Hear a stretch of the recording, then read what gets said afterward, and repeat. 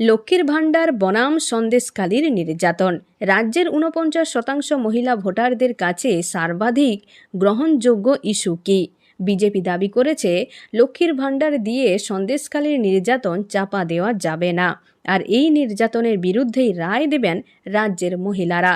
নারী ভাতা বনাম নারী নির্যাতনের লড়াইয়ের এপি সেন্টার এখন বসিরহাট লোকসভা কেন্দ্র, আর সেখানেই বিজেপি তার সন্দেশখালি নিয়ে বিশেষ স্ট্র্যাটেজি নিয়েছে।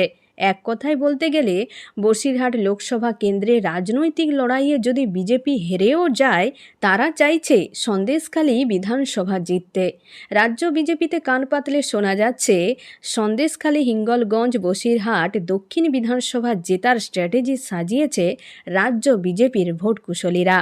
প্রসঙ্গত, দুর্নীতি, অনুপ্রবেশ সহ নানা ইস্যুতে আওয়াজ তোলার পাশাপাশি একমাত্র সন্দেশখালি একটা ইস্যু যা নিয়ে রাজ্য বিজেপি টানা আন্দোলন চালিয়ে যাচ্ছে। এই ইস্যুটাকে ধরে রেখে বিভিন্ন কর্মসূচিও নিচ্ছেন তারা। নববর্ষের দিন সন্দেশখালিতে কর্মসূচি নিয়েছেন বিরোধী দলনেতা শুভেন্দু অধিকারী। অর্থাৎ সন্দেশখালীর নারী নির্যাতনের ইস্যুটা ভোটের লড়াইয়ে যেমন বিজেপির বড় হাতিয়ার, তেমনি সন্দেশখালিতে জয়ী হয়ে বিজেপি দক্ষিণবঙ্গে তাদের পায়ের তলার মাটি আরও শক্ত করতে চায়, দিতে চায় অন্য এক বার্তা।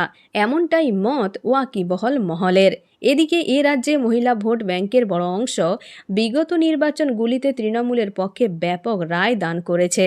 সম্প্রতি লক্ষ্মী ভাণ্ডারে ভাতা বৃদ্ধি এই সমর্থনকে আরও জোরদার করবে বলেই আশা শাসক দল শিবিরের। সন্দেশখালি জিতে এই দাবিকেই রাজনৈতিকভাবে নস্যাৎ করতে চায় বিজেপি। ভাতা বৃদ্ধি নয়, বাংলার মহিলারা নির্যাতনের ইস্যুকেই প্রাধান্য দিচ্ছেন। ভাতা দিয়ে নির্যাতনের কণ্ঠস্বর রোখা যাবে না।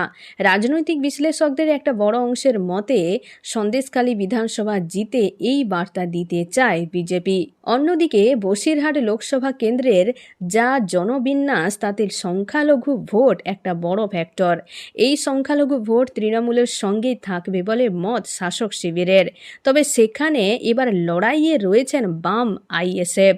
বিজেপিও জানে এই ভোট সমীকরণ একটা ফ্যাক্টর, কিন্তু সন্দেশখালি বিধানসভা জিতলে তৃণমূলের মহিলা ভোট ব্যাংকের উপর একাধিপত্যের দাবি নস্যাৎ করা সম্ভব হবে। তাই বসিরহাট লড়াইয়ের পাশে সন্দেশখালির জয় বিজেপির জন্য রাজনৈতিকভাবে বিশেষ তাৎপর্যপূর্ণ বলেই মত রাজনৈতিক বিশ্লেষকদের। এখন দেখার শেষ হাসি কে হাসে। এখন এই পর্যন্ত, আবারও দেখা হচ্ছে রাজনীতির পরবর্তী আপডেট নিয়ে। ধন্যবাদ।